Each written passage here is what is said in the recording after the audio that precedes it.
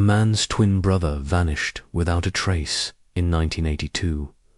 No sign of struggle, no body, just an empty room. For decades, the mystery lingered till a grainy security camera footage from 2024 surfaced. There, standing in the dark, was the missing twin. He looked exactly the same as the day he disappeared, not a day older. No one could explain why he hadn't aged a single year. The chilling part, in the footage, he's staring directly into the camera. It's almost as if he knew you were watching. Who else is still waiting for you? Time stamp, 3:47 a.m. They're still out there.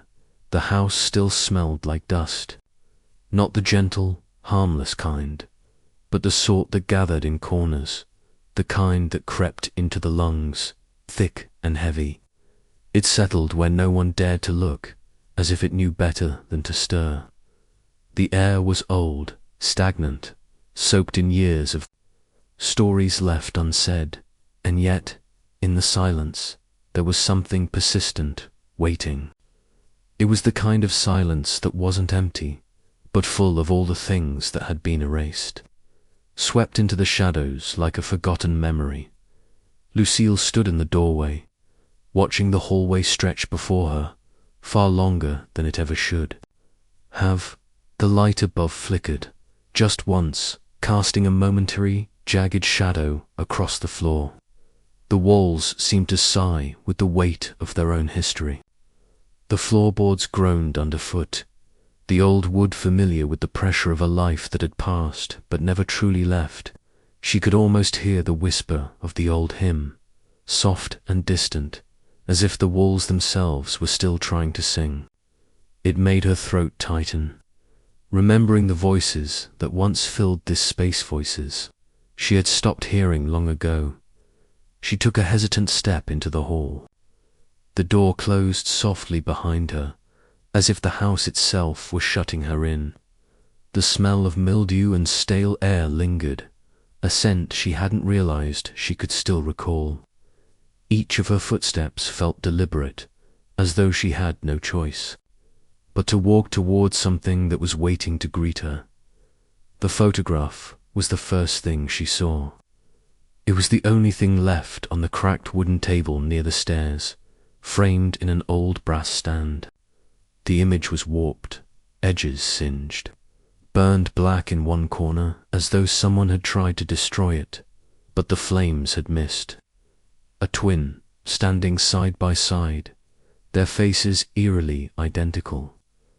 Only one of them smiled too wide, too much while. The others stared blankly into the camera, hollow eyes unblinking, a distant kind of vacancy in them. Mark and David, or maybe just Mark. The name didn't matter. None of the names did. The faces were just faces. What had happened in this house went far deeper than that. Lucille knew it before she even saw the second photograph, buried beneath the first in the dust. She had never seen it before, and yet it felt as if it had always been here. The same two faces, the same twins. But this time, the room behind them was different. The light, once bright, warm, was dim, as if someone had taken it away. It was as if they had been captured before they left, before the house swallowed their names whole. She dropped the photograph, and it landed with a soft thud, the glass cracking, as her hand hovered over the shattered remnants of the frame. A sound echoed from the walls, a soft creak, distant but distinct, almost like footsteps. Her breath caught in her throat. There was no one else here. No one could have been. Her eyes darted back to the photograph on the floor. The sound was louder now, more distinct, like footsteps moving through the house, approaching from behind the walls, from within the very bones of the house. She almost believed she had imagined it almost, but then, in the silence that followed, she noticed the small shoe, abandoned, left in the corner of the hallway. It wasn't hers. It wasn't anyone's. Lucille crouched, her knees protesting the motion, and reached for the shoe. It was a child's shoe, scuffed at the edges, its worn leather showing signs of play, the laces frayed. The dirt on the heel was dark, as if it had been dragged through something thick and sticky. She turned it over in her hands, a chill creeping up her spine. It felt wrong, like it didn't belong in this house, like it was a thing displaced, left behind from another time, and yet it was so present. The walls felt closer now, closing in around her. The air grew heavier, the dust heavier still, as if the house were reacting to her every movement. The mirror down the hall, once cracked and dulled by years of neglect, now gleamed in the dim light. She hadn't noticed it before, but now it seemed as if it were watching her. The reflection she saw in it wasn't hers, not entirely. There was a shadow behind her, a shift in the glass, as if someone were standing just beyond her reach. Lucille turned, her breath catching, and reached for the door frame to steady herself, but there was nothing there. No one there. The reflection remained unchanged, and yet the sound came again, closer this time, unmistakable. Footsteps, soft and deliberate. Her pulse quickened. She wasn't alone. Mark, she whispered, the name catching in her throat like a splinter, sharp and foreign. The name came out of her mouth unbidden, a memory dredged from some long-forgotten corner of her mind, buried so deep she hadn't known she still remembered it. The footsteps didn't stop. Lucille turned, the floor creaking beneath her as she stepped backward, unsure of where she was going, what she was searching for. The shoe, the photograph, the house, they all seemed to be closing in, becoming more real, more solid. She knew what was happening. She had known it the moment she stepped back into this place. The house had remembered, and it was calling to her. The basement door, she had seen it earlier, though she had sworn it hadn't been there before. Now it stood ajar, the darkness beyond it so thick it felt like a solid mass. She had to go. Down there, it wasn't a choice. The air was thick with it, a weight that pressed on her chest, and the more she stood there, the more she felt as if the house was speaking to her, telling her to go, to face what was waiting below. The door creaked open in the silence. The breath fogged up the glass. And then it wasn't fog at all. It was a handprint. Lucille froze. A handprint, a child's handprint. Not just a mark, but an imprint, a gesture frozen in time. She stepped closer, almost afraid to touch it, afraid to disturb it, but then she saw it faint, almost imperceptible. The faintest trace of a name, Dodd David. The hairs on the back of her neck stood up as she reached for the doorknob, her heart hammering in her chest. She could hear the sound of it in her footsteps on the other side, slow, deliberate, unhurried. Something was waiting, something that had been waiting for a long time. And then, from behind her, just as the door clicked open, Lucille heard the final whisper of the house. You shouldn't have come. In the cracked mirror, a figure appeared, standing behind her. Just for a second. A flicker. It was Mark, or someone who looked just like him. Then, the door slammed shut, and in the darkness that followed, the echo of footsteps became a single, final, silent cry. The room was bathed in a pallid light, strained through the high windows like the last gasp of a dying sun. Dust hung heavy in the air, the kind that hadn't been disturbed in years, and the silence sharp, thick clung to the walls like mildew. There was something stifling about it, as though the house itself were holding its breath, waiting for something to speak. Lucille stepped inside, the floorboards groaning beneath her, the house seeming to shudder in response to her presence. She had forgotten how it smelled, an odd mix of old leather, rotting wood, and the faintest trace of something floral, sweet, as if the house had once been alive and loved, but had since been abandoned to its own decay. She reached out and traced a hand over the faded wallpaper, the pattern still recognizable despite the years. Something caught her eye, a small box on the shelf. She didn't know why she reached for it. It wasn't something she had planned, not something that had been on her mind, but her fingers curled around the cardboard, the edges soft with wear, the label half torn off. She set it down before her with a small thud, the noise muffled by the silence. Inside there were pages, torn, yellowed, brittled, the kind of paper that crumbled the moment you touched it. Lucille flipped through them slowly, carefully, as though afraid they might shatter at the slightest force. The first page was just a list of names she didn't recognize, not at first.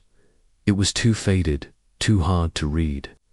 But there, scrawled in the corner, were the words, Mark age 8, David age 8. Her breath caught in her chest, a lump forming in her throat. The words didn't feel right. The names didn't feel right. She'd seen them before. The twins, they were here. But where were they now? What had happened to them? Her fingers trembled. As she turned the page, the ink was smeared, the words almost illegible. But one thing stood out, the name Mark, crossed out, and David scrawled underneath. There was a note, hastily written, at the bottom, "He's gone. We never talked about it again." Lucille let out a breath she didn't realize she'd been holding. It was so simple, so cold. They never talked about it again. But she had never stopped thinking about it. She closed the box with a soft, reluctant click, and the weight of it sat heavy in her hands. The room felt colder now, more empty, as if the walls themselves had just exhaled, relieved that the box had been returned to its resting place. But Lucille couldn't shake the sense that it wasn't finished, that something had been left behind, something that had yet to be uncovered. The photo was the next thing she found. It had been wedged behind the last page, folded so carefully it almost seemed intentional. She didn't recognize the faces at first, just two children, their smiles frozen in time. It wasn't until she looked closer that the memories began to return. The crooked smile of the boy on the left, the eyes of the boy on the right, staring empty, vacant, as if he was somewhere else entirely. Mark, David. The names were wrong, weren't they? She turned the photo over, the backs of her fingers brushing against the cold glass of the frame. And there, in small, careful handwriting, were the words, David and Mark minus 1984. But they couldn't have been, could they? She knew better than that. The smile of the child on the left seemed to mock her, as if it had always known something she hadn't. But she couldn't focus on it. Not yet.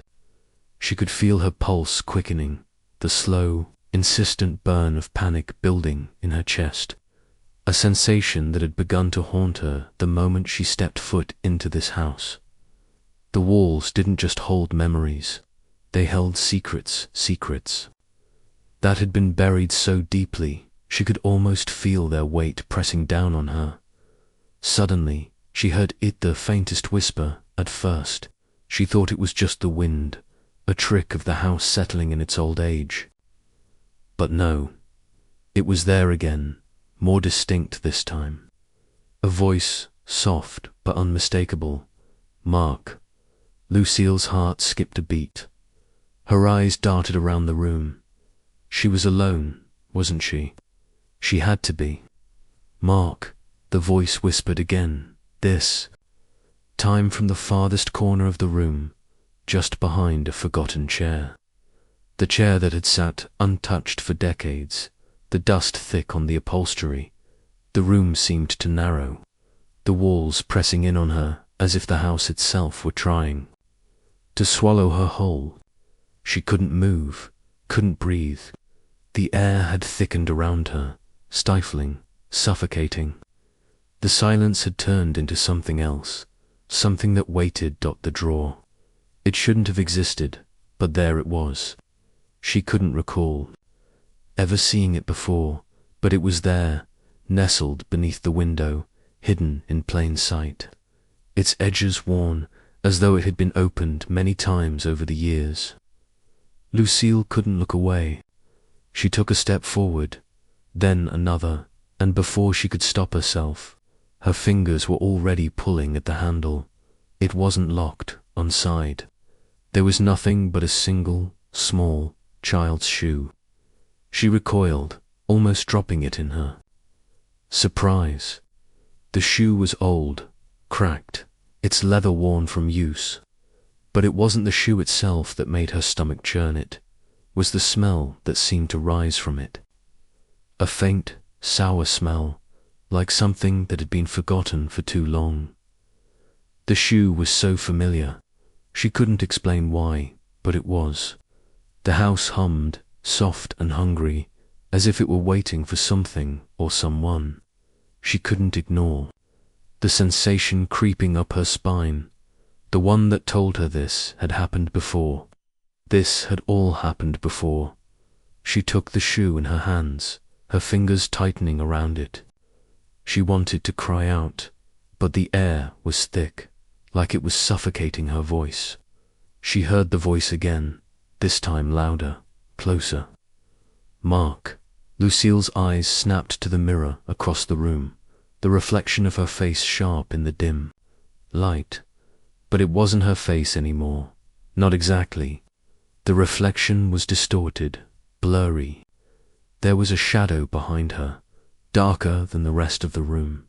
She turned around, nothing but the shoe. It still smelled like something she should have remembered. A knock sounded behind the door. It was the only thing left the echo. She dropped the shoe and the whisper came again. Mark. Only it wasn't just a whisper. It was a name spoken by someone she knew. Her reflection trembled, fading. The hallway was colder than it should have been. The walls, once white, were now a peeling yellow, the faded paint giving way to the relentless passage of time. The air felt too thin to breathe, as if something about this place had been holding its breath for too long, waiting for someone to come back.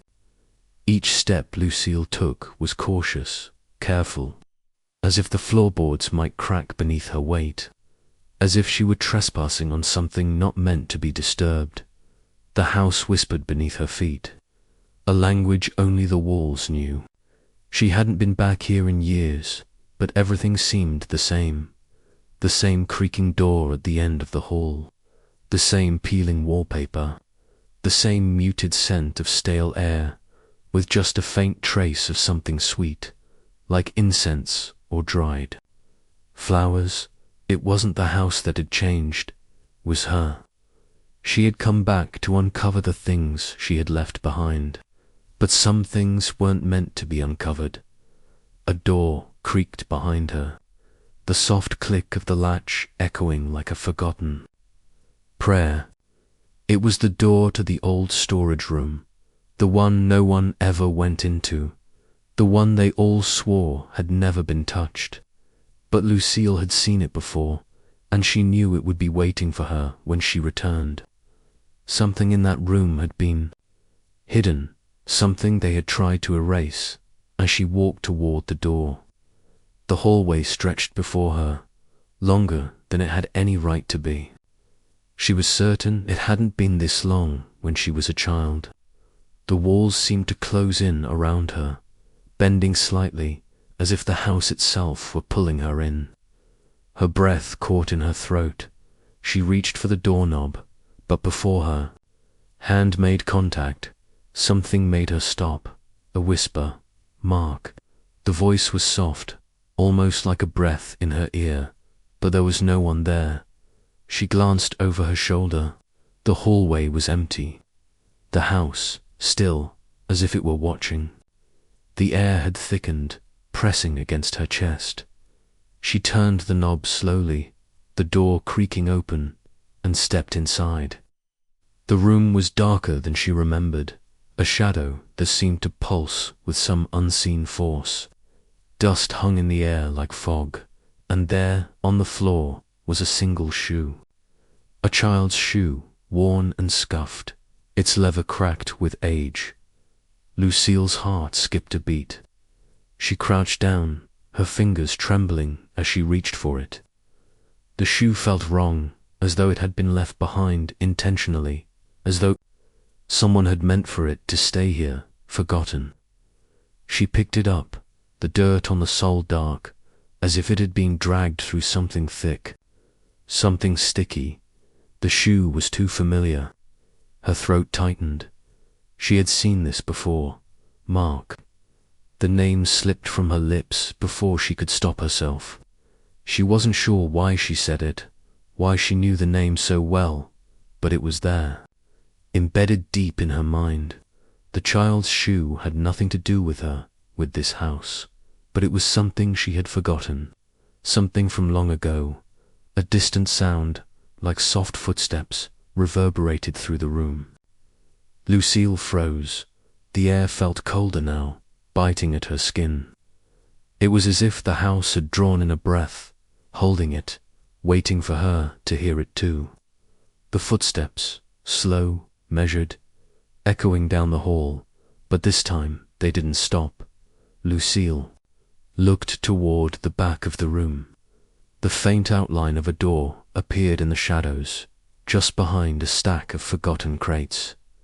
Her heart pounded in her chest, her breath shallow. She knew the door was there, even though she had never seen it before. She knew it would be there, waiting, just as it had been when she was a child. The door called to her. Slowly, she walked toward it, the floor creaking beneath her, each step a reluctant confession. She reached for the handle, but as her fingers brushed against it, a movement in the corner of the room caught her eye. She looked up, but the sight was gone before she could focus on it. No, not again. She couldn't be seeing this. Not here, not now.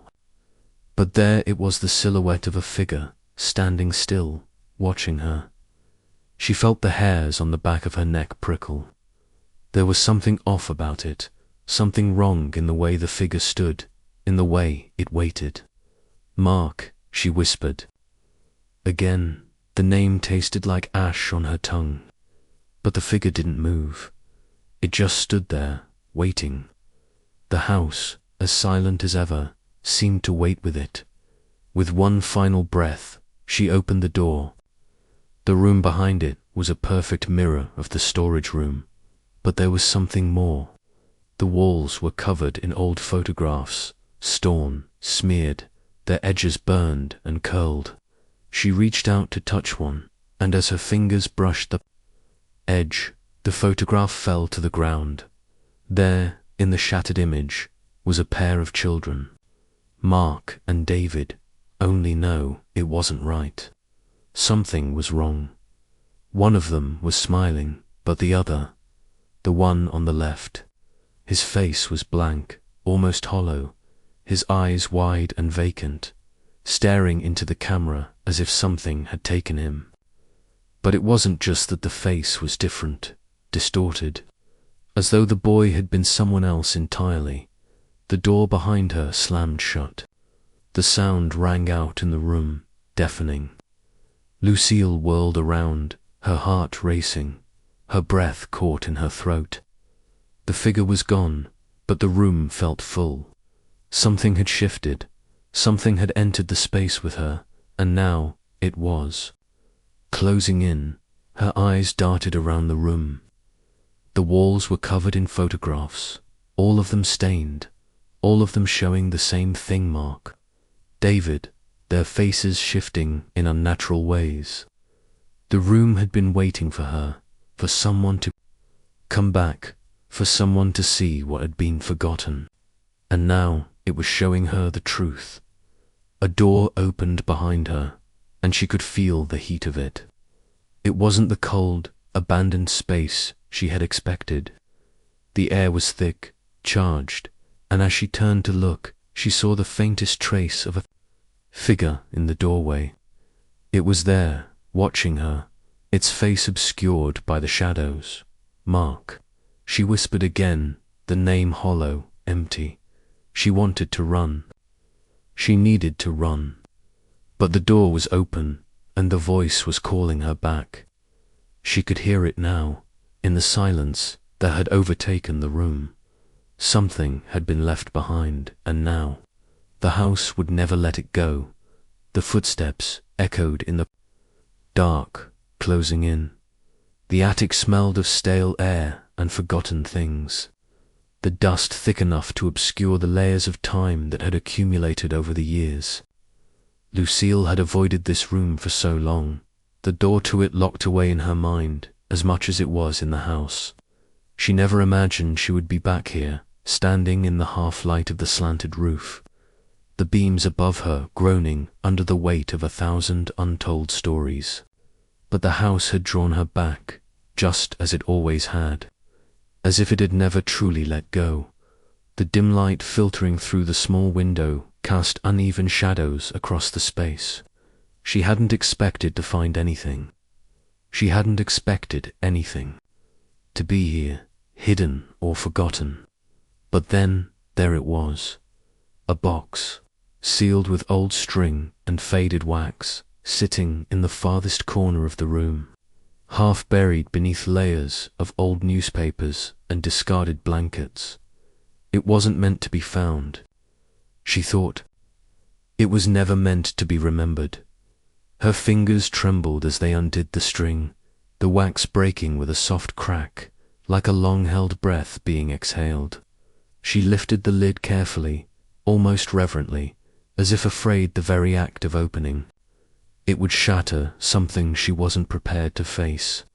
Inside, there were photos. A stack of them, yellowed with age, edges curled and frayed, their surfaces cracked with the passage of time. Lucille reached for the top photograph, the one that seemed to call to her, but as she held it up, a strange unease washed over her. The image was wrong.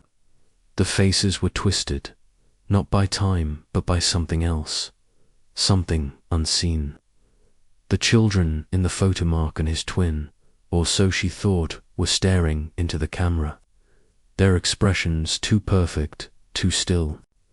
There was something in their eyes that didn't belong, something hollow, something that didn't fit with the world around them. The shadows didn't fall quite the way they should have. The light in the background flickered just a little, as if it was struggling to exist in the same frame as the people. She stared at the photo for longer than she intended, unable to look away. The moment seemed to fixed, to captured, like it was trying to keep her locked within its gaze. Then something caught her eye, a time stamp on the bottom right corner, August 7th, 1982. Lucille's breath caught in her throat. The date shouldn't have been there. She knew it, deep in her bones. It wasn't just the year, it was the year. That was the year Mark disappeared. The year everything stopped making sense. But this wasn't possible. This photo didn't belong to that time. She was holding it, as real and tangible as anything. But she knew it wasn't from 1982. It couldn't be. She looked closer, her fingers tightening around the edges of the photo. Mark's twin. He hadn't aged a day. It had to be a mistake. An old photograph, misplaced, misdated. But as she turned the photo over, a chill settled in her chest. The back was blank. Nothing had been written. There was no explanation, no context, only the faces of the two children, staring back at her with the same quiet emptiness. She set it down, her hands trembling, and reached for another. The next photo was worse. This one was a little more recent. Or so it seemed, with the edges crinkled but the figures still sharp, clear. She recognized the faces immediately. It was Mark, or at least it should have been, but something had been altered.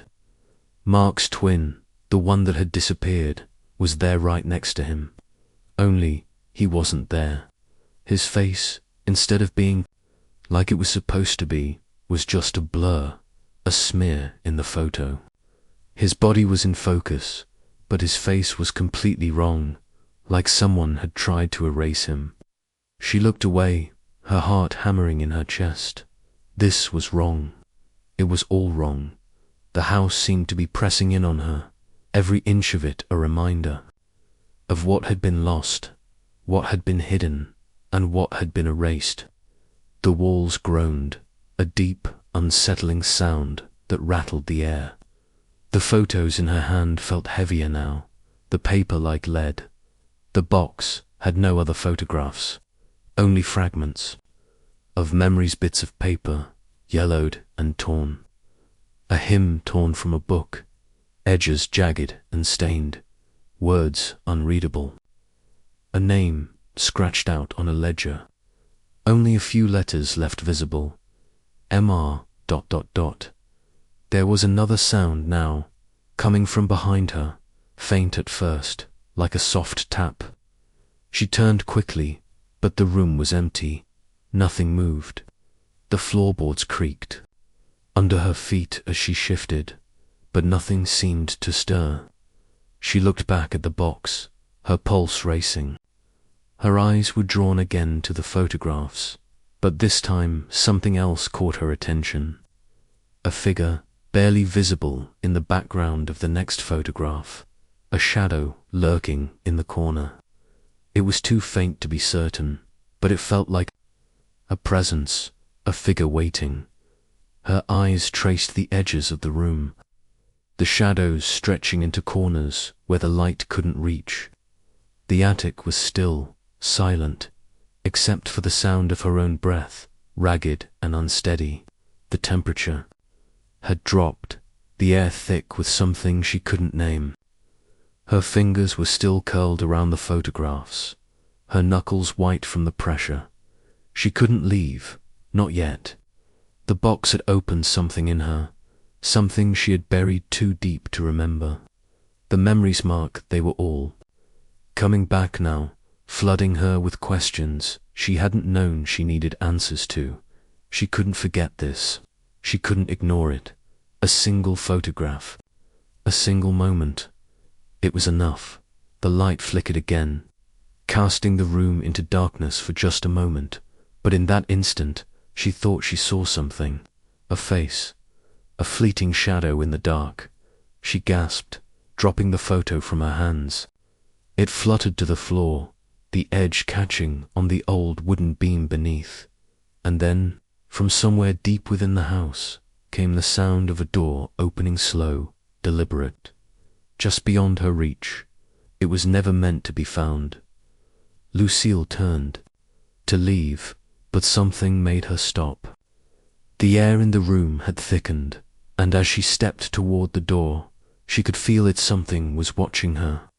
The shadow in the corner, the face in the photo. It wasn't just in her mind. It wasn't just a memory. Something was waiting. The door, just a sliver cracked, called her back. She was already too far gone. The furnace hummed in the distance, its rhythm steady, too steady like the heartbeat of the house itself. Lucille had forgotten how deeply the house's pulse ran, how the walls seemed to breathe in time with the furnace. Every exhale a whisper, every intake a gasp. She stood in the hallway, her hand resting on the banister, staring down at the floor. Beneath her, the shadows seemed to stretch, inch by inch, reaching into the corners of the house as if they had a life of their own. The house knew things. It always had. But now, it was waiting for her to remember. The hallway was longer than it should have been. Or maybe it wasn't, but time had a way of distorting things here. She had walked these floors countless times as a child, but now everything felt foreign, hollowed out, emptied. The house wasn't the same. It hadn't been for years, not since they'd all left. But some things remained. Some things never left. She looked to the door at the end of the hall. It was cracked open, just slightly, as if inviting her to come closer. The door hadn't been there before, or perhaps it had, but it hadn't been a door. A strange room, one she could never remember. Seeing, she had always thought the house was complete, that it held no more secrets, no more corners left unexamined. But this room was new. She stepped toward it slowly, her breath growing shallow, the air growing thick with dust and old memories. The closer she got, the more the house seemed to close in around her, the walls pressing in like it had been holding its breath for too long, waiting for her to return. She reached out, fingers brushing the cold handle, the metal smooth under. Her skin chilled by years of disuse. As she opened the door, the creaking sound echoed through the hall, stretching the silence into something tangible. Inside, the room was small, the light from the hall spilling in through the cracked door, illuminating a dusty old desk covered in papers. A chair sat crooked in the corner, and the air was thick with the scent of mildew. But it was the drawers that caught her attention, the ones that had no right to be there, drawers in a room she had never seen, drawers that seemed to hum with the weight of something unseen. The house had never liked to be left alone. She pulled open the top drawer, the wood groaning in protest. Inside was a journal, its leather cover cracked and worn, the pages yellowed with age. She could feel it before she even touched it, the weight of the words inside, the secrets it had been hiding. She hesitated, her fingers hovering over the edges of the book, but then the urge to know overcame her, and she pulled it free from the drawer. The pages fluttered open in her hands, as if they had been waiting to be read. The handwriting was shaky, the ink faded in places, but the words were unmistakable. He isn't gone, he's still here, in the shadows. Lucille's heart skipped a beat, her fingers trembling as they traced the lines. The words felt like they had been written for her, as if they were meant to reach her. She had heard that voice before, a whisper in the hall, a sound in the corner of the room. The journal stopped abruptly, the next page torn as if someone had ripped it out in a fit of desperation. The following page was even worse, burned. The edges, the paper blackened and brittle. She turned it over, but there was nothing left, just smoke stains, fading ink, and the smell of something long buried, a name. That was all it had been, all it ever was. Mark, who had vanished so long ago. But Mark wasn't the only name in this house. It wasn't just the twins, it wasn't just him. There were others. People who had been lost, forgotten in the corners of these rooms, their stories erased like they had never existed. And the house had been waiting. It had been waiting for someone to remember, to know. Her fingers shook as she closed the journal, the weight of it pressing down. On her chest, it was too much to take in, too much to bear. The house had been hiding its secrets, its whispers, its memories. But now that it had let her see them, it felt like the walls were closing in. A sudden draft brushed against her skin, the cold air biting through her clothes as if something had just passed by.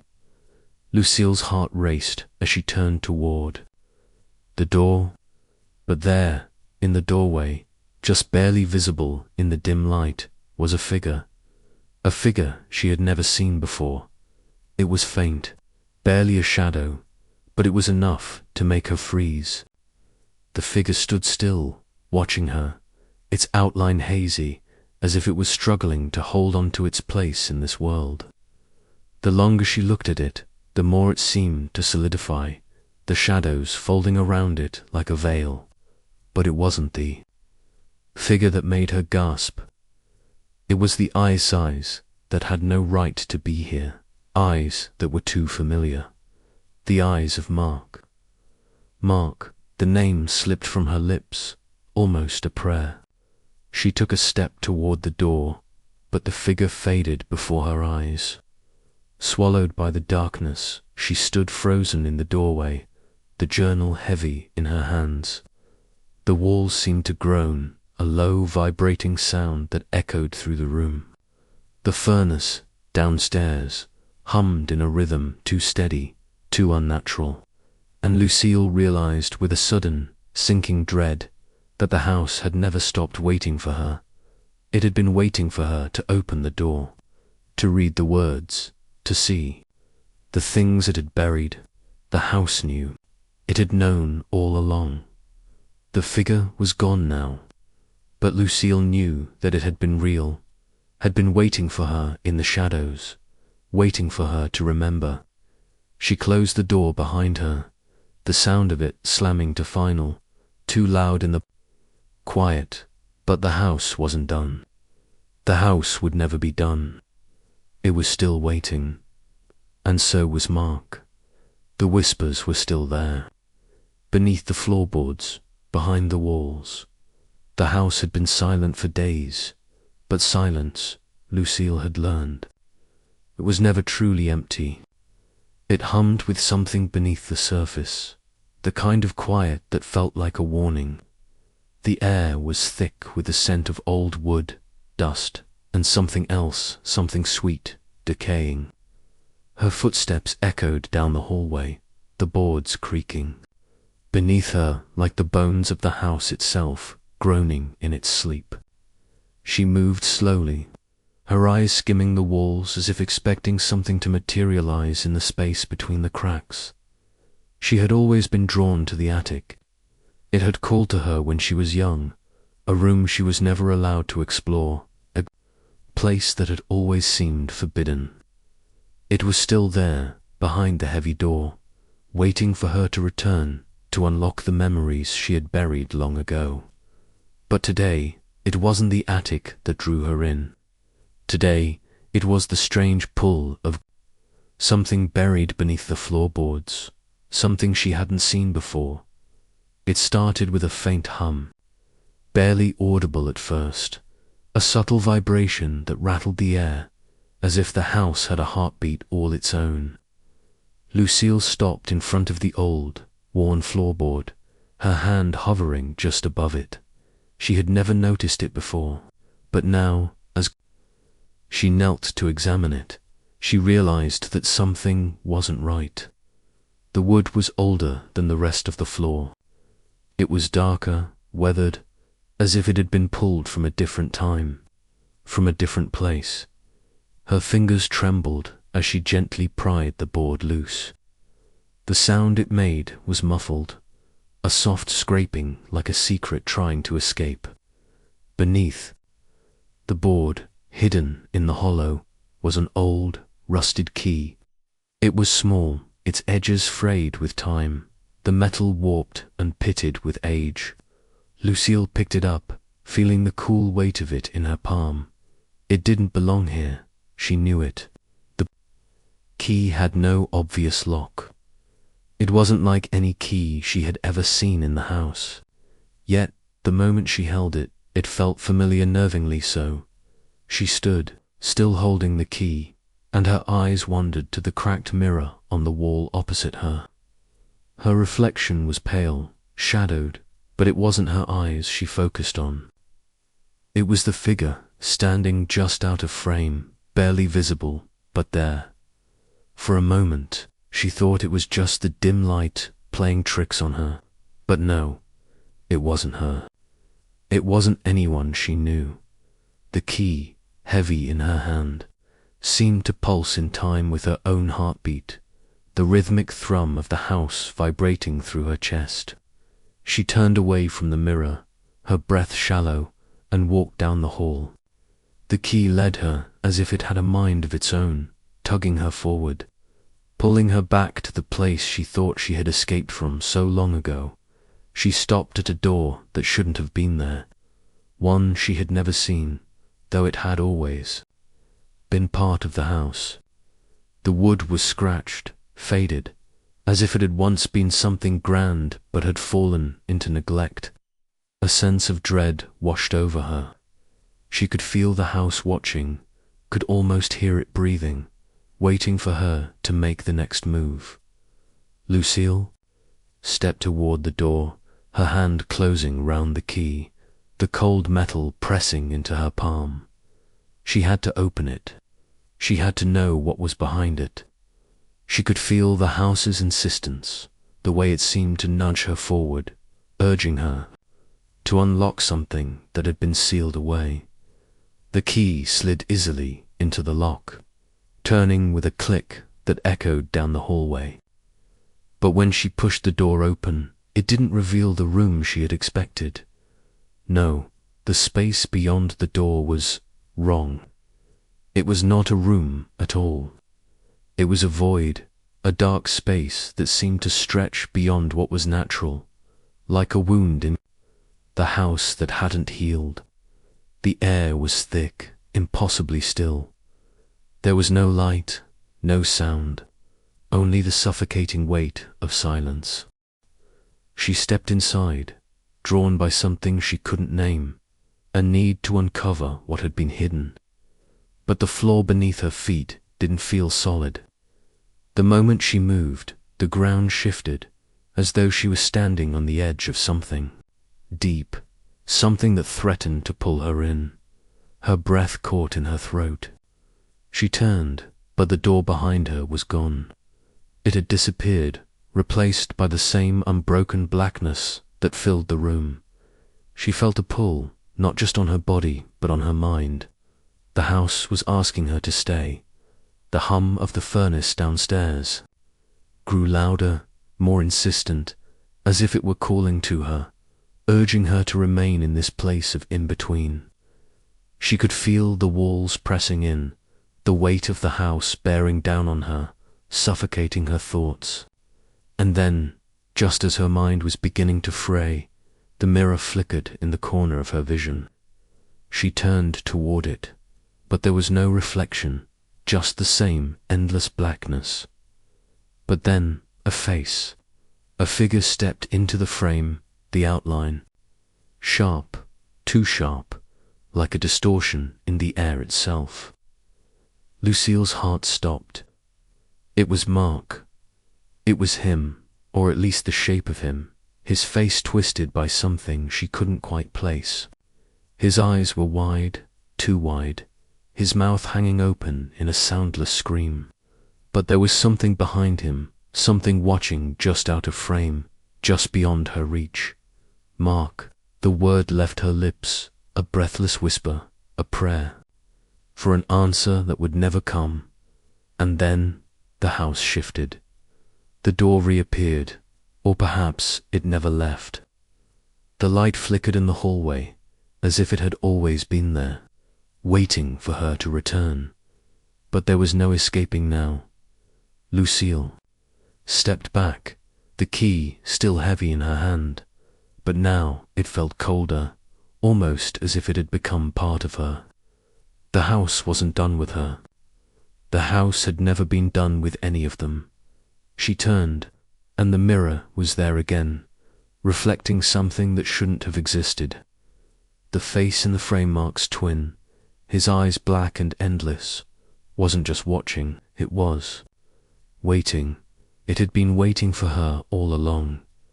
The door slammed shut behind her. The hallway was quieter than Lucille remembered, the air still, too still. It hung heavy, thick with dust and secrets long buried. The house had been silent for years, yet the silence itself felt like it was waiting for her to return. The floorboards creaked beneath her feet as she moved, each step dragging her deeper into the labyrinth of memories she had long tried to forget. She could feel the weight of the walls pressing in around her, the air thick with something unspoken. Her breath came slower now, each inhale a struggle, as if the very house was trying to keep her from moving. But she had to keep going. She had to see it. It had always been there, just out of sight, in the farthest corner of the hall. The door. She had passed it 1,000 times without noticing it, convinced it had never existed. She had convinced herself the house had been as she remembered. But now it was impossible to ignore. It stood in front of her, just beyond the flickering light. Its edges were frayed, the wood weathered by time and neglect. There was no mention of it in the blueprints, no record of its existence in any of the papers she had studied. There had never been a door there. It shouldn't have been there at all. But there it was, hidden in plain sight, as though it had always belonged. Lucille's hand hovered over the handle, her fingers trembling. It wasn't right. The door wasn't supposed to be here. She was sure of it. But her body moved as if it had already made the decision, as if it had already passed through this threshold 1,000 times before. She turned the handle, the metal, cold under her touch, and the door creaked open. The room beyond was dark, not just dim, but impossibly soul-like a void, a space that had never seen the light. The shadows in the corners twisted and swayed like they were alive, reaching toward her, waiting. Lucille stepped inside, her heart pounding in her chest, the air thick with the scent of old wood and something else, something metallic. Blood, maybe. Her eyes strained to see the darkness pressing in around her. And then she saw it. A photograph, stretched out on the floor, half buried under the dust. She knelt down, her knees scraping against the rough wood, and picked it up. The picture was old, the edges worn and yellowed, but it was the people in the photograph that made her stomach drop. The faces were familiar, too familiar. Mark and his twin, standing side by side, both of them smiling. But there was something wrong about the smile. It wasn't genuine. It wasn't real. The photo had been taken just before Mark's disappearance, before everything had unraveled. She turned the photo over, her fingers still trembling, and there, scrawled on the back in smudged ink, were the words, "He's still here." The room seemed to close in on her as she read the words. The air was thick, suffocating. She felt the weight of them, the implication of what had been written, the weight of all the memories she had buried. She had never been able to understand why she had never found the answers, why the house had felt so wrong. The sound of the furnace in the basement hummed softly, rhythmically, like a heartbeat. But now, it wasn't just the furnace she could hear. Something else, something far deeper, far more unsettling, had joined the hum. A whisper, faint at first, almost imperceptible, but there. It was a voice, distant, barely audible, but unmistakable. Lucille turned toward the far corner of the room, where the shadows seemed to stretch and twist. The whisper came again, louder. This time, he's still here. The words felt too familiar, like they had been whispered to her before, in another life, another time. But who had said them? And why couldn't she remember? Why couldn't she see the face of the one who had spoken them? Her hand tightened around the photograph as her eyes darted to the shadows, the darkness pulsing with something she couldn't quite see. She moved forward, one slow step at a time, her breath quickening, her chest tightening with the weight of the unknown. The room was colder now, the temperature dropping as if the house itself was drawing in a breath, She reached out, her fingers grazing the edge of a table, and a sound, soft but unmistakable, echoed in the space. A drawer, it slid, open of its own accord, as though the house were inviting her to look inside. The sound was almost like a whisper, itself quiet, almost a sigh. Lucille stepped back, her eyes fixed on the drawer, the dim light casting long, warped shadows across the room. The drawer shouldn't have opened, she knew that. There had never been a drawer there before, but now it was ajar, waiting for her to peer inside. Her heart thudded painfully in her chest as she approached, the key in her pocket pressing into her side, cold and heavy. She reached for the drawer, her hand trembling, and pulled it open. Inside was a child's shoe, small, worn, the leather scuffed at the edges. Lucille gasped, her breath catching in her throat. It was his shoe, wasn't it? It was the same shoe she had found years ago, the one that had been left behind in the hallway. The shoe that had never belonged to her. The drawer snapped shut. The furnace hummed, louder now, filling the space with its rhythmic thrum. The shadows in the room seemed to press in closer, the air growing colder still. Lucille stood frozen, the key still in her pocket, the whispers still echoing through the walls. It wasn't just the shoe. It wasn't just the photograph. The house was alive, wasn't it? It had been waiting for her, waiting for this moment. It wasn't a house anymore. It was a tomb, a prison, and Lucille was the only one left to remember. But the house wasn't done with her yet. The mirror on the wall, once dim, now gleamed in the low light. Lucille's reflection stared back at her, but it wasn't her face she saw. The face in the mirror was blurry, distorted, but beneath the fog she could see it Mark's twin. Standing behind her, just out of frame. He's still here. The words echoed, the truth settling like a weight in her chest. And the house it had always known. The door closed behind her with a soft, final click. The air in the house was heavier now, pressing against her chest with each labored breath. It smelled of mildew, salt, and something else, something far too familiar. Lucille's feet moved through the hallway slowly, the floor creaking beneath her, as if the house itself was waking, stretching after years of lying dormant. It felt like the walls were breathing, pulling in the weight of forgotten years, exhaling their secrets into the space around her. Every step she took felt like a step deeper into the past, like the house was pulling her back into its orbit, back to where she had been before, to the place where it all began. She had come here seeking answers, but now each hallway seemed longer than the last. The house was sprawling, far bigger than she remembered, the halls and rooms twisting in on themselves like they were trying to swallow her whole.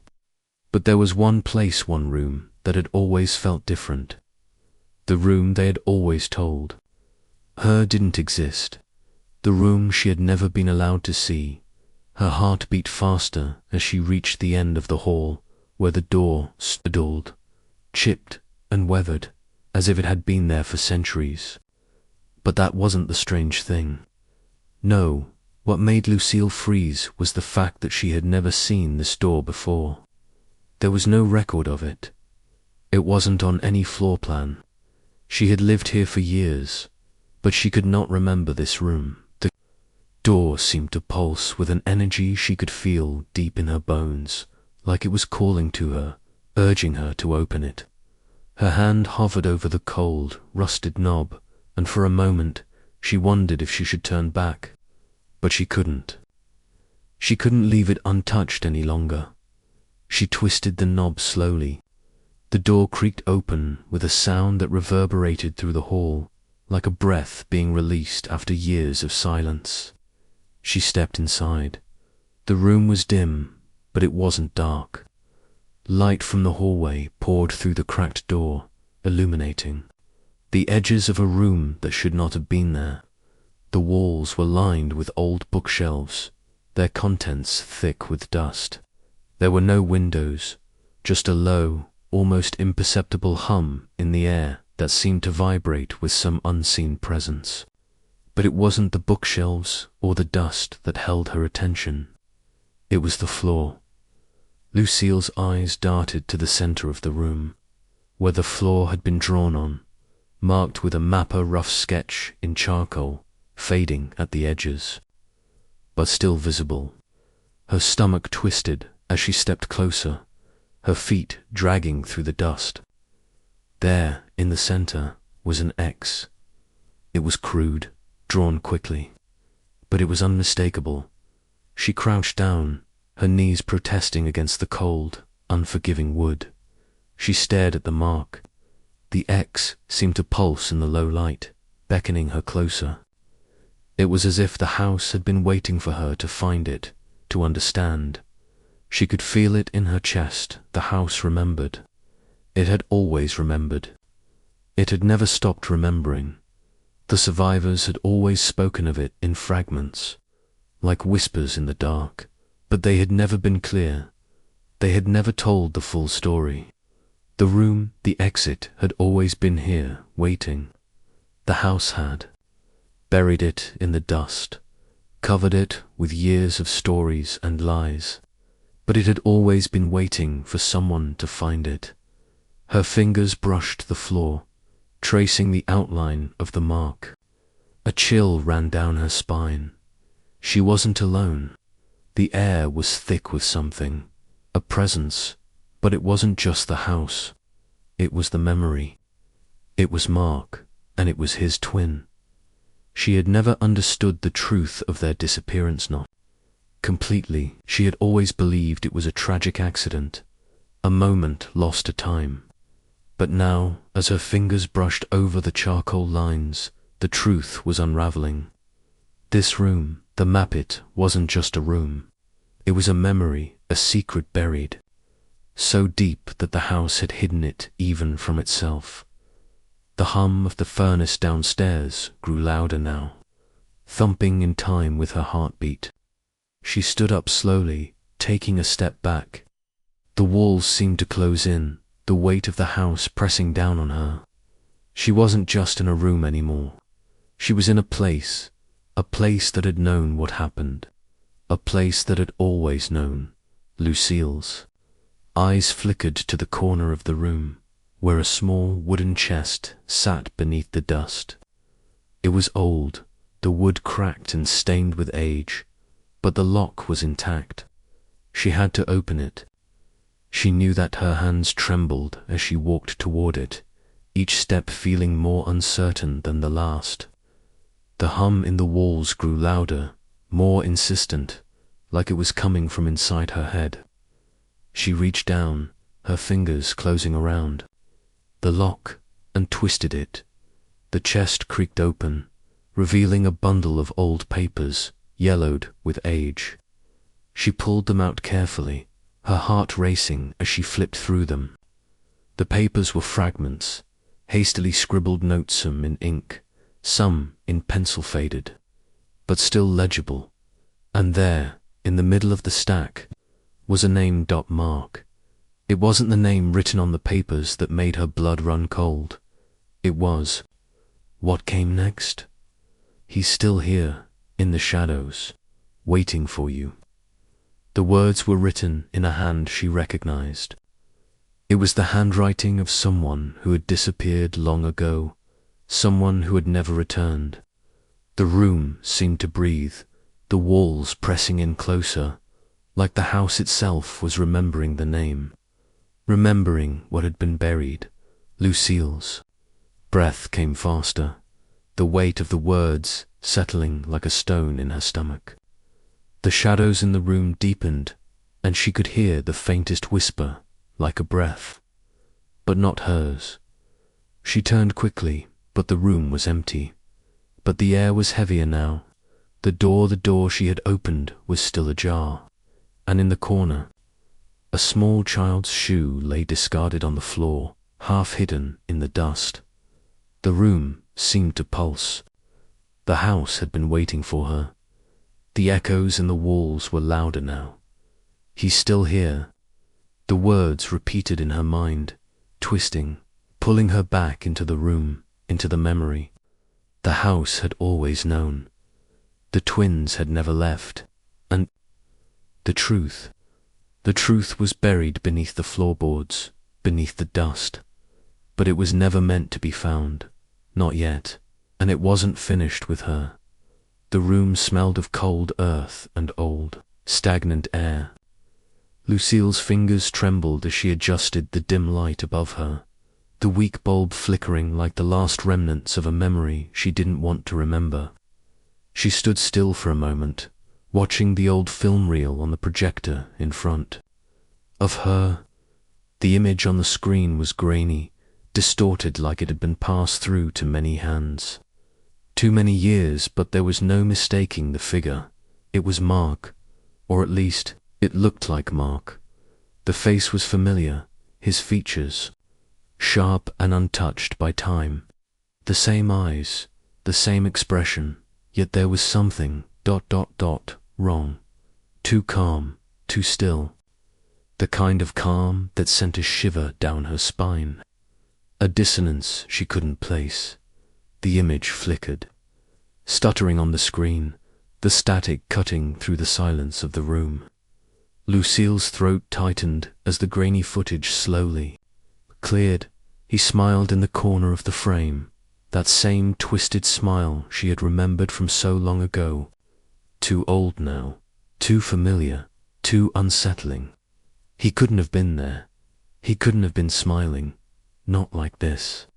Not after all these years. The footage jumped again, the crackling noise echoing in the empty space, and then the voice. Faint at first, but unmistakable. He never left. The words were soft, almost like a whisper, but the weight of them hit her like a cold wave. The tape, still rolling, continued its sluggish reel, the flickering lights creating an almost hypnotic effect. Lucille couldn't tear her eyes away. Mark had disappeared, vanished into thin air, and yet here he was, smiling, in a room that felt too close, too familiar. She could feel the air growing thick, the silence stretching long around her, filled with questions she was terrified to ask. How had this footage come to be? And more importantly, why had no one spoken of it before? The survivors, scattered and broken, had always said Mark was gone.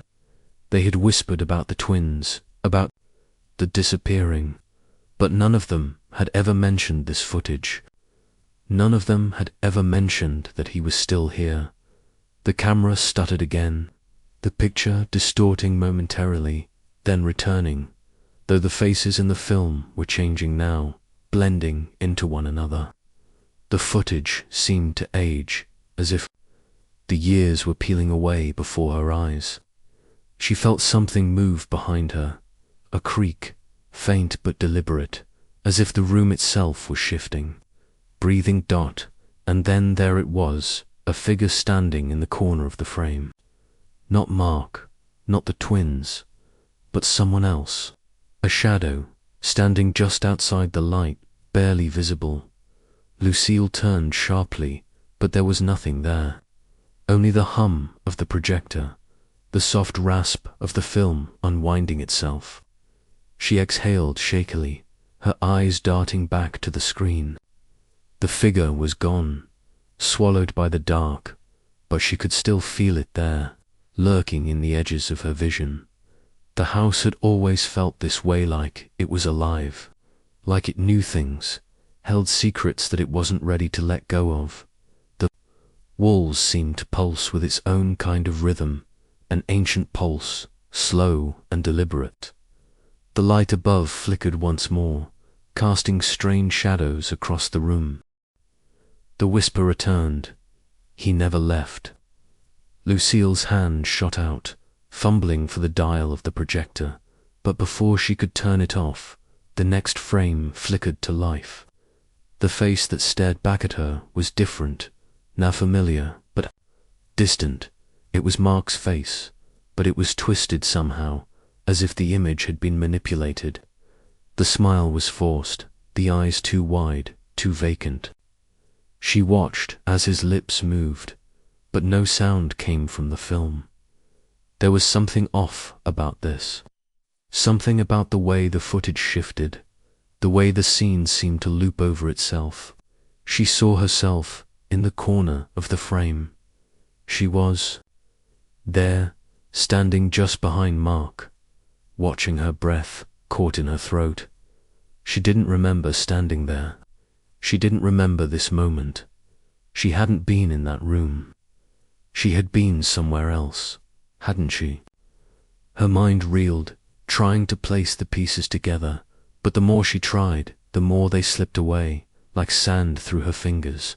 She had no answers. She didn't remember. The camera clicked, the static deepening, and the image on the screen froze. Then, with a sudden, sharp jolt, the reel began to rewind, the figures distorting and warping as the frames sped backward. Lucille watched helplessly as the scene played out again. But this time, the figures in the footage weren't just Mark and the shadow. There were more figures, flickering at the edges of the frame, their features indistinguishable, their movements sharp and quick, too quick for the human eye to follow. They were moving in and out of the picture like they didn't belong, like they were never meant to be seen.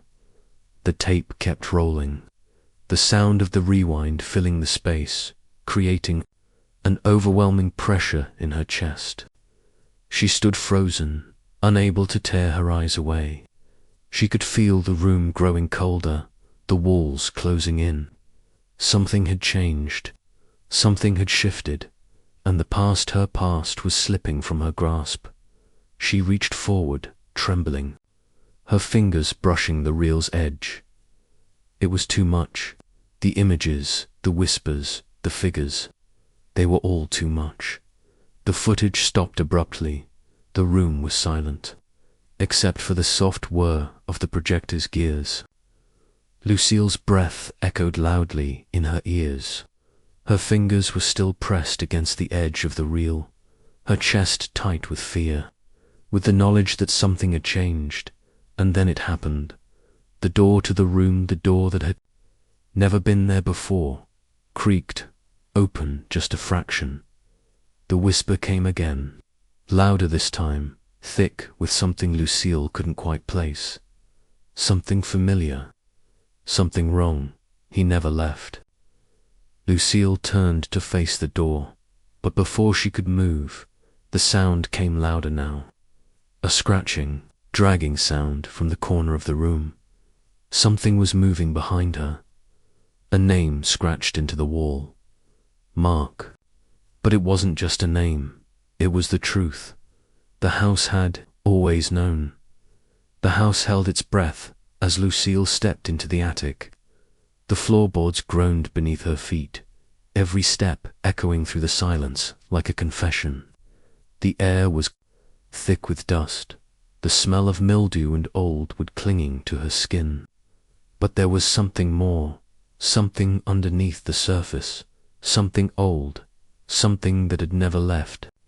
She moved slowly, her gaze sweeping over the forgotten things scattered across the room, the crumbling furniture, the half-buried books, the long-forgotten remnants of a life she didn't remember. Her fingers brushed over an old trunk in the corner, its surface covered in layers of dust. She hesitated for only a moment before opening it, the hinges creaking like the bones of the house protesting her intrusion. Inside, there was a journal, old, its leather cover cracked, its pages yellowed with age. Lucille pulled it out, the weight of it heavy in her hands. The pages were brittle, fragile, each turn of the page feeling like she was peeling away a layer of time. A layer of memory, and then she saw it. The last page of the journal. It was written in a different hand. The ink was darker, smudged as though it had been pressed too hard into the page. The handwriting was frantic, desperate. He's still in the house, waiting. Lucille's breath caught in her throat. She felt the walls close in around her, the air thick with something unseen, something suffocating. The words stared back at her, and for a moment she couldn't move. The journal slipped from her fingers, falling to the floor with a dull thud. She didn't hear it. She heard something else. Footsteps, soft, slow, deliberate footsteps, moving just beyond the reach of her senses, down the hall. The house was breathing again. The floorboards groaned beneath the weight of something more, someone moving in the darkness. She stood still, frozen, listening as the footsteps grew closer, each one like a heartbeat echoing in the silence. She wasn't alone. The air around her thickened, as though the house was alive, watching, waiting. Lucille's hand trembled as it reached out toward the door. She had to leave. She had to get out. But before she could move, the door creaked open slowly, as if it had been waiting for her. A cold draft swept through the room, sending a chill through her bones. She didn't have to turn to know what was behind her. She could feel it. The house had always felt like this, like it was hiding something, something buried deep within its walls, a secret it had been keeping for years. But this was different. The house had never felt like this before, like it was alive, like it was remembering. Lucille turned, her eyes scanning the dim room, and there, at the corner of the wall, in the faint light, was a mirror. It hadn't been there before. She would have remembered it. The frame was old, its surface clouded by time, but there was something in it, something she couldn't quite place. It was her reflection, yes, but not just hers. There, in the corner of the frame, was someone else, someone standing just outside. Of it, someone who shouldn't have been there. The figure was vague at first, a silhouette, but it became clearer as Lucille's eyes adjusted. It was Mark. No, it couldn't be. Mark had disappeared. He was gone, but the face in the mirror there was no mistaking it. It was him, or at least it was someone who looked just like him. He was smiling, but it wasn't a smile that anyone could have recognized. It was too wide, too unnatural, too calm, too wrong. The eyes, there was something wrong about the eyes. They were empty, hollow, like someone who had stared too long into the abyss and never come back. He never left.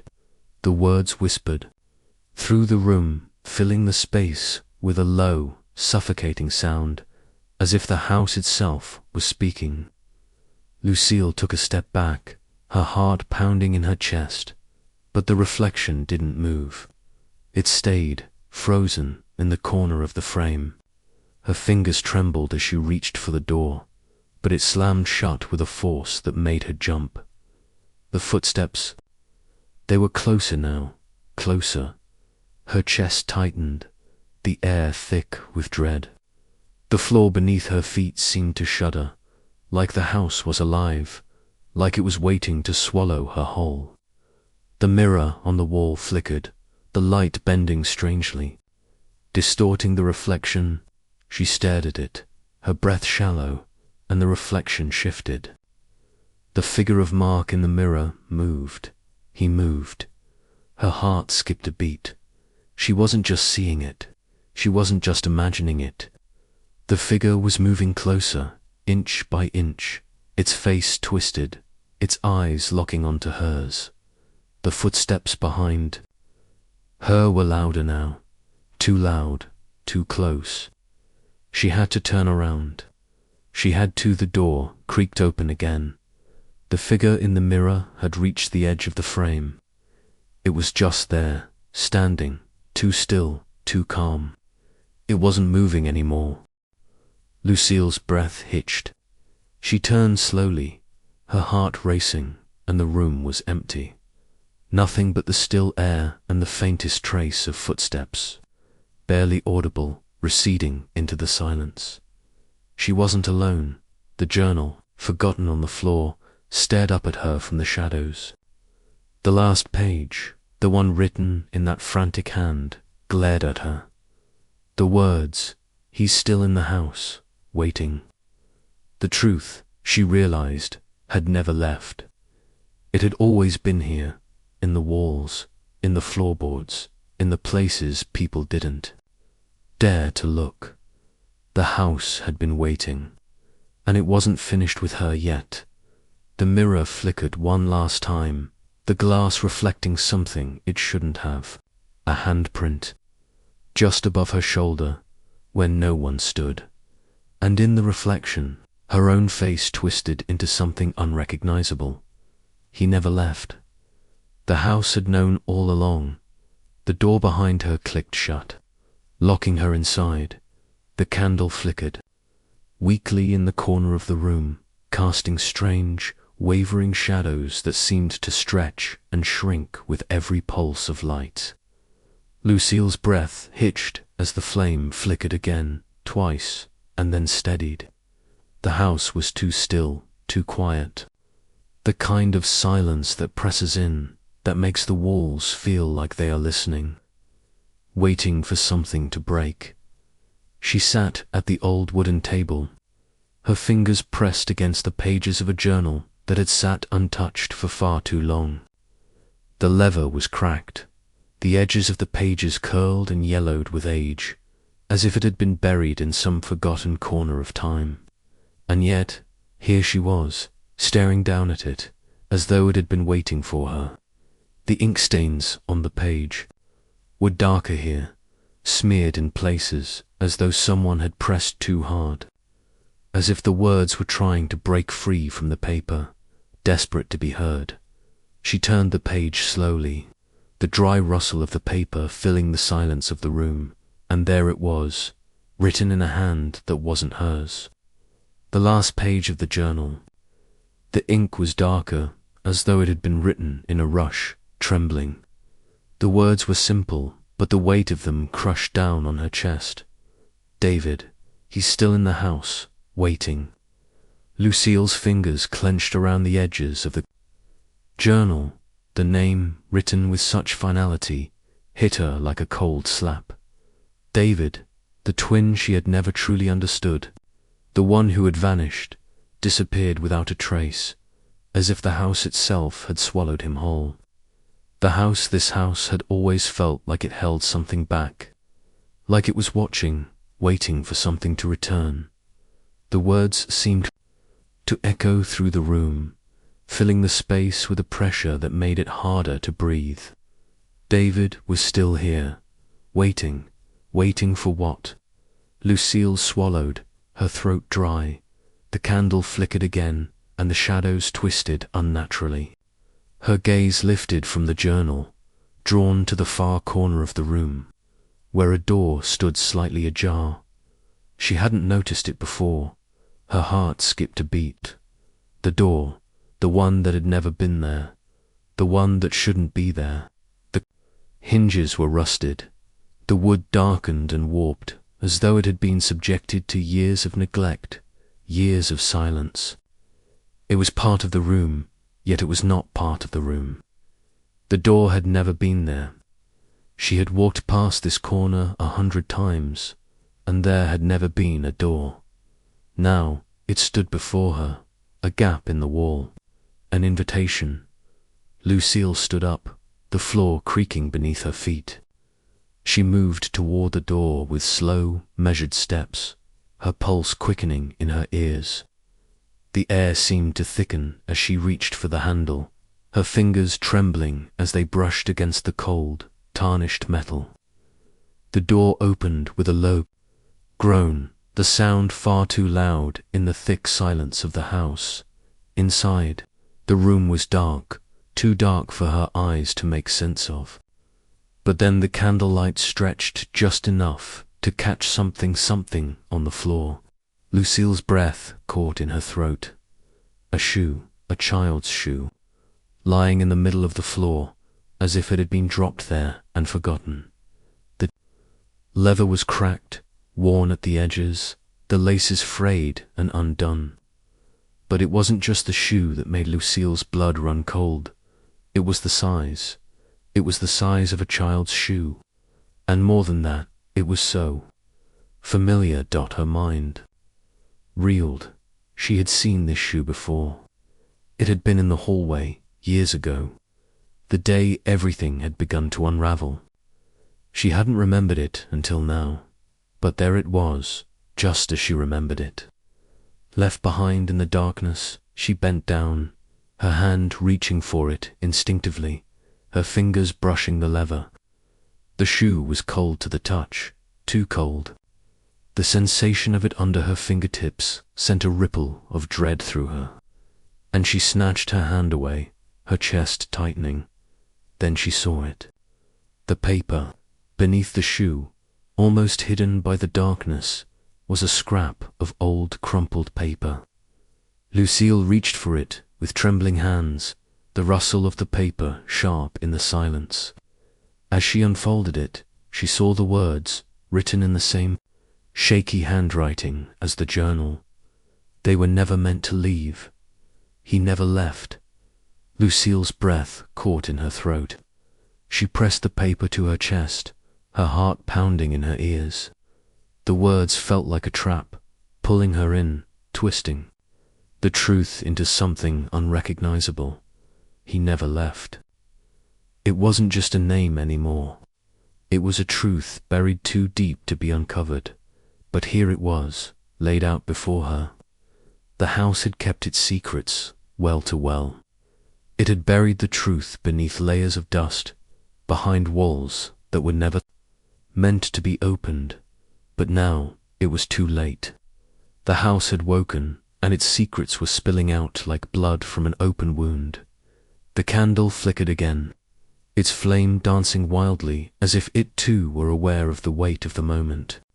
Shadows stretched across the room, their fingers creeping toward her, wrapping themselves around her ankles, pulling her deeper into the darkness. Lucille stood frozen, the paper still clutched in her hand, her mind racing to make sense of the words, the shoe, the door that had never been there. A sound from behind her. A creak. The floorboards groaned beneath a weight that wasn't hers. She turned, her heart racing, but there was no one there, just the emptiness of the room, the suffocating silence of the house, and the breath of the walls pressing in on her. The door was still open, and beyond it, she could see nothing. The shadows had thickened, consuming everything in their path. The air heavy with something that wasn't quite air. Her breath quickened. He's still here. The words echoed in her mind, in the empty house, in the shadows. They hadn't just left. No, they had never left. The candle flickered one last time, then went out, and the house whispered. The truth was never meant to be known. A photograph slid off the edge of a table, unnoticed by Lucille. It landed face up on the floor, and there, in the middle of the frame, was a face. It wasn't hers. It wasn't Mark's. It was someone else's, and as Lucille looked at it, she realized it was a face she had seen before. The house was still breathing. The room was suffocatingly still. Lucille's breath was the only sound that dared disturb the silence. Each inhale ragged, as though the house itself had tightened its grip around her lungs. She stood in front of the cracked mirror, staring at the reflection that felt more like a stranger's. Her hand hovered over the glass, trembling as she traced the edge of the mirror frame. Its edges chipped, the silver fading in places like time itself had eaten away at it. The light from the candle flickered against the dust in the air, casting a faint, almost mournful glow across the room. Behind her, the house held its breath, Lucille hadn't expected to find anything. Not here. Not in this forgotten place that had been sealed off for so long. Yet there was a pull, a gravitational force that had drawn her to the attic, to this room where memories seemed to writhe just beneath the surface, pressing against the walls, begging to be let out. She had thought. She was prepared, thought she could handle the truth. But now, staring at the broken reflection, she wasn't so sure. The candlelight caught something on the floor, just at the edge of her vision. A photograph, buried under layers of dust and old papers. She bent down, her knees protesting the movement, and reached for it. As her fingers brushed the paper, a sharp pang shot through her chest. The photograph was old, so old, it felt like it belonged to another life, another time. The edges were curled, the corners burned, as if the house itself had tried to erase it. Lucille flipped it over carefully, feeling the weight of the past press against her as she studied the image. Two faces stared back at her, Mark and David, but something was wrong. David's face was fading, swallowed by the shadows that clung to the edges of the frame. Mark, untouched by time, smiled in that unnervingly calm way he had always smiled. But the smile wasn't a smile at all. It was something else, something to still, to practiced, like he knew a secret and had kept it locked away for far too long. She could feel her heart quicken. The house had kept its secrets, buried them deep beneath its rotting floors, behind walls that had once held laughter and warmth, but now only whispered things best left untouched. But there it was, the final photograph, still clinging to the memory of those who had once lived here, who had once been here, who had once vanished. The candle flickered again. The shadows in the room stretched unnaturally, growing longer, pressing into every corner as though they had become tangible. Lucille felt the weight of the room bearing down on her. She looked back at the photograph, her hands shaking as she held it in the dim light. He's still here. The words weren't spoken, they were felt. They were alive, crawling up her spine, like something she had known all along but had refused to acknowledge. The house had been watching her all this time, waiting for her to come back and piece together the fragments of a story that had never fully been told.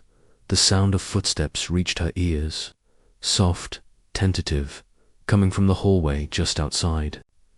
The room, Lucille froze. The house was breathing, the walls shifting, the floor creaking beneath an unseen weight. She turned toward the sound, her eyes widening.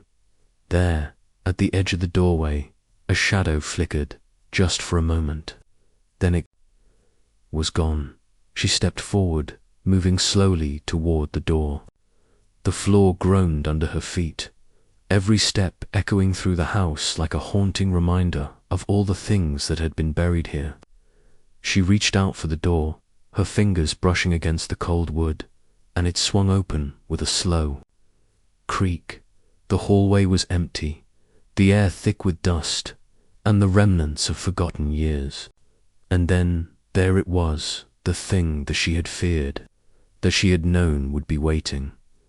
The door across the hall, the one that had never been there before, stood ajar. Lucille's heart skipped a beat. She hadn't noticed it before. She hadn't seen it. But now it was impossible to ignore. The house had never felt so alive, so insistent. It was calling her to it. With trembling hands, Lucille moved toward it, drawn by some unseen force. She stepped into the room, her eyes scanning the space as the door clicked shut behind her with a finality that made her breath catch. The room was empty, save for the dusty remnants of old furniture, an overturned chair, and the thick, suffocating silence. But there, in the far corner, was a small wooden chest. It hadn't been there before. Lucille was sure of it. The floorboards creaked beneath her as she moved toward it. The chest, standing alone in the corner like an accusation, her hand trembled as she reached for the latch, but before she could open it, the silence broke. A sound low soft, almost imperceptibly, came from the farthest corner of the room. A whisper, a voice, just out of reach. Lucille froze. She had heard it before. It wasn't a voice she recognized, but it was too familiar. The words were too faint to understand, but they were there. The chest creaked as she lifted the lid, her eyes still fixed on the corner of the room, her breath coming faster now. Inside, there was nothing but dust and old papers. But beneath the top layer, something caught her eye, small, folded piece of paper. She pulled it free, her hands shaking, and unfolded it. The handwriting was familiar. He never left. He's waiting. It was always him. Always. The words burned into her mind. Her body seemed to freeze, her heart pounding as the truth settled into her chest like a stone. It was always him. Always. The sound of footsteps, again closer now, louder. She turned, but there was no one there. The room was empty, the shadows deepening at the edges. She could feel them, feel their eyes on her. The final photograph was still in her hand, and Lucille's mind reeled. She had never understood. She had never wanted to. The house had hidden the truth, buried it so deep that she had to dig with her own hands to uncover it. But now it was all laid bare. The house, the shadows, the whispers, it had all been waiting for her to come back. The house had never let go. Lucille turned, but the shadows followed her, pressing into every corner of the room, every edge of the mirror on the wall. And as the candle flickered, she heard the words again. He's still here. The last shadow in the room was her own. The truth had never left.